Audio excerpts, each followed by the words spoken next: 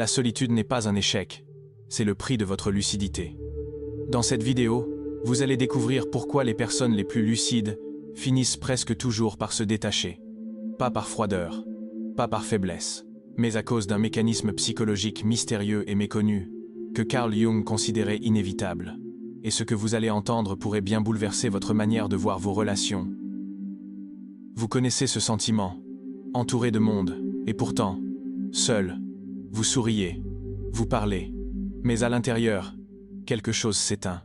Un décalage subtil, comme si vous voyiez un détail que les autres refusent de voir. Alors vous vous retirez, doucement, en silence. La plupart croient que c'est de la timidité, ou pire, du mépris. Mais la vérité, ce n'est pas ça. Ce n'est pas une fragilité. C'est une conséquence logique d'un type d'intelligence rare et douloureuse. Parce que plus vous êtes éveillé, plus le monde vous paraît endormi.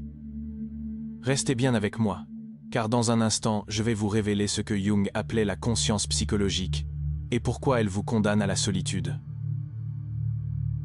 Quand la clarté devient un fardeau. Il existe une forme d'intelligence dont personne ne parle, pas celle des diplômes ou des calculs, mais une lucidité silencieuse, une perception fine, presque cruelle, qui vous pousse à voir ce que les autres préfèrent ignorer. Vous entrez dans une pièce, tout le monde sourit, échange, plaisante, mais votre regard capte ce que personne ne remarque, une crispation, une tension dans la voix, un mot trop vite prononcé. Ce qui pour les autres n'est rien, devient pour vous un signe, puis un autre, jusqu'à révéler la vérité derrière les apparences. Carl Jung appelait cela la conscience psychologique, la capacité rare de percevoir non seulement les gestes visibles, mais aussi les forces invisibles qui les animent. C'est un don, mais aussi une blessure. Car une fois que vous voyez, vous ne pouvez plus désapprendre. Et cette clarté, qui devrait rapprocher, isole, parce que vous ne pouvez plus croire au masque. C'est là que tout bascule, quand voir trop clair ne libère plus, mais enferme dans la solitude. Le masque social devient insupportable. La plupart des relations reposent sur un contrat tacite. Sourire même quand on va mal. Dire ce qui rassure plutôt que ce qui dérange. Jung appelait cela le persona, le masque social que nous portons pour être acceptés. Mais quand la lucidité devient trop grande, ce masque brûle. Vous entendez les sous-entendus, percevez les peurs cachées, devinez les blessures dissimulées sous les opinions. Alors chaque échange devient une négociation intérieure. Est-ce que je dis ce que je pense ? Est-ce que je simplifie, pour ne pas choquer ? Est-ce que je mens un peu, pour rester à ma place ? À force, vous menez une double vie, celui qui pense et celui qui parle. Et cette fracture épuise. Elle crée une fatigue que personne ne comprend, car elle ne vient pas du monde extérieur, mais de l'effort constant pour s'adapter. Alors vos mots se raréfient, non par timidité, mais par survie. Vous observez, vous vous taisez, parce qu'au fond, il n'existe qu'une alternative, trahir ce que vous êtes, ou trahir ce que les autres attendent. Et c'est là que le détachement cesse d'être un choix, pour devenir une nécessité. Est-ce que ça vous est déjà arrivé de porter ce masque social dans votre quotidien ? D'afficher un sourire alors qu'à l'intérieur tout s'éteignait ? Partagez-le en commentaire, car vos mots pourraient aider d'autres personnes à réaliser qu'elles ne sont pas seules. L'isolement de la lucidité. Plus votre perception s'affine, plus les conversations perdent leur substance. Les discussions semblent creuses, les rassemblements superficiels. Ce que les autres appellent « connexion » ressemble à un simple échange de masques. Dans une pièce pleine, vous êtes présent, mais ailleurs. Votre corps répond, mais votre esprit observe. Les dynamiques cachées, les scripts sociaux, les blessures déguisées en opinions. Et plus vous voyez ces mécanismes, plus tout devient prévisible. Et quand tout est prévisible, tout devient vide. C'est ainsi que naît un isolement particulier. Non pas parce que les autres vous rejettent, mais parce que vous ne pouvez plus croire au théâtre collectif. Jung l'avait résumé en une phrase. Plus une personne devient consciente, plus elle se sent seule. Et voilà le paradoxe. Plus vous comprenez les autres, moins vous pouvez rester avec eux.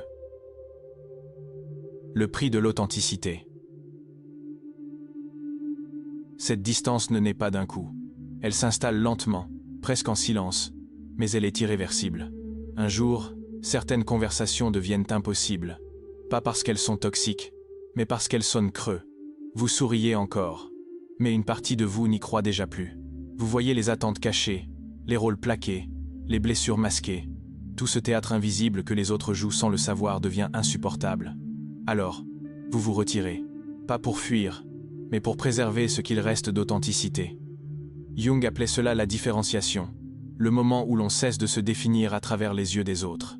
Mais ce choix a un prix. Des liens perdus, des silences prolongés, un vide parfois vertigineux.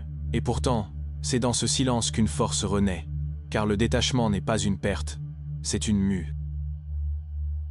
Le détachement comme force intérieure.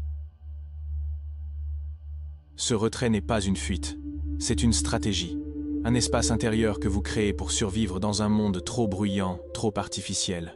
Jung appelait cela l'individuation, le chemin vers le soi authentique. Là où la plupart cherchent à combler leur vide dans l'agitation, vous découvrez que la véritable connexion commence dans la solitude choisie. C'est dans ce silence que naissent vos pensées les plus claires, vos intuitions les plus profondes. Le détachement n'est donc pas une faiblesse, c'est une force, une manière de préserver votre énergie des relations creuses et de la consacrer à ce qui compte vraiment. Ce que beaucoup voient comme un défaut est en réalité un pouvoir, celui de rester fidèle à soi-même, même quand le monde vous pousse à vous perdre. Le détachement des personnes lucides n'est pas un rejet du monde, ce n'est pas une condamnation, c'est une réponse naturelle à un univers saturé de bruit, de masques et d'illusions. Ce n'est pas de la froideur, ce n'est pas du mépris, c'est une quête d'intégrité, une manière de rester entier, quand tout pousse à se fragmenter. La vraie question n'est donc pas « Pourquoi suis-je seul ?», mais plutôt « Qu'est-ce que je perçois, que les autres refusent de voir ?» Et si cette solitude que vous redoutez n'était pas un vide, mais une richesse? Et si, derrière ce retrait, se cachait en réalité la possibilité d'une vie plus profonde, plus authentique et plus libre? Je vous invite à partager en commentaire vos propres expériences. Avez-vous déjà ressenti ce décalage, ce besoin de silence, non pas comme une faiblesse, mais comme une force? Vos histoires peuvent éclairer d'autres esprits lucides, qui, comme vous, apprennent à transformer leur solitude en puissance intérieure.